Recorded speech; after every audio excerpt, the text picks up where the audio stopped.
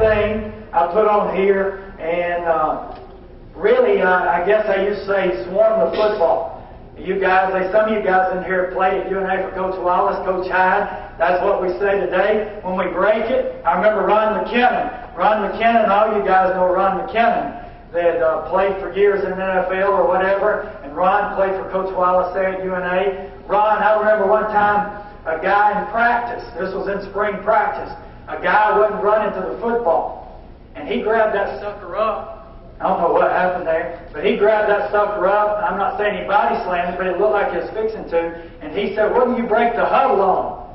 And we always break the huddle on swarm. That's where you got the call and the coverage, whatever. We broke it on swarm. He grabbed him up and he said, "By gosh, don't say it if you don't mean it. If you ain't going to run the football, you ain't going to play on this defense."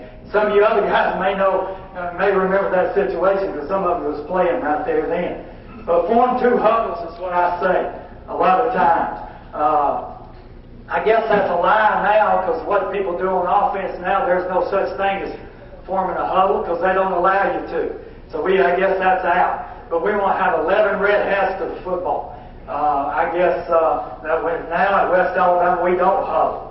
Only time we huddle is when we do swarm drill at the beginning of practice, score drill, celebrate. We do a celebrate drill, whatever, talking about our kids celebrating together. We always do that. We do that every day when it's a work day. We do that every day, and that's the only time we form a huddle anymore. We rack. That's what we do. We rack them and form a huddle, get the front stunt, blitz, coverage, whatever. The next thing, the T. The T down there, of course, that's the obvious, is we're going to tackle.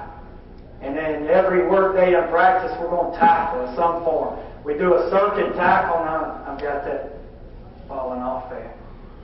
We do a circuit tackle every Tuesday. The way our practice is set up, we do it on Tuesday, and then we do individual tackle on Wednesday. But we have station tackle every Tuesday, and then tackling. And I'm a little bit different the way I say things, but when we talk tackling, and I know this is very elementary to 90% of it because there's people in here. You forgot more football than this guy talking to you knows. But the way I talk to our guys about tackling, it goes back to your eyes. If you tackle with your eyes, you're not going to tackle like that, brother. And it don't matter if it's, I've coached ninth graders, coached guys 29 years old last year. Every once in a while, they'll tackle the top of their head. They'll go in there to spear somebody and tackle with your dang eyes. Tackle with your eyes, tackle with your eyes. You won't go in there with your head down. And tackling, I talk about first your eyes, your arms. I say break the rib cage with your inner arm. I guess that's the perfect tackle. But your eyes, your arms, your family, I tell them if you don't know what that is, then you don't need to be playing football. Your eyes, your arms, put your family on them, your family and your feet. Again, you sprawl as you tackle, and you're moving your feet like they're on hot coals. And we will tackle each week, 2 days a week in practice. The next thing is touch. The next T is touch, and if you can think of another letter to come up with, I'll spell another word. I don't even know what that word spells, but that just comes from put this together years of my dad being a coach and being around great coaches like the one you just heard, and he mentioned Bill Hyde. Bill Hyde, he's about like my second father. I love him to death. But touch. I tell our guys, touch the dang football. We keep up with it. Touch the football. I don't care how you have to touch it. You ought to be scratching and clawing for that football. That's your baby. That's the only way we're going to win. What we want to do is touch the football on defense. We won't want to sit out there on a 10-play drive. Touch the dang football. Touch the football. Take it away. Strip the football however we can.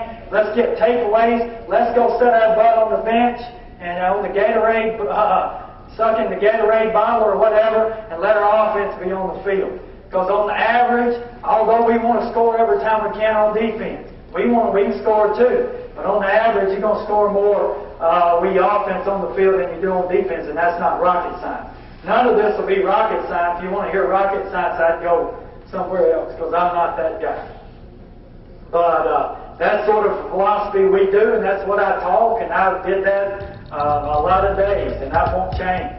And again, some of you guys know more about it than I do in here. If you can think of another letter, I'll spell another word and I'll put it to it. Because we need all the help we can get, I promise you.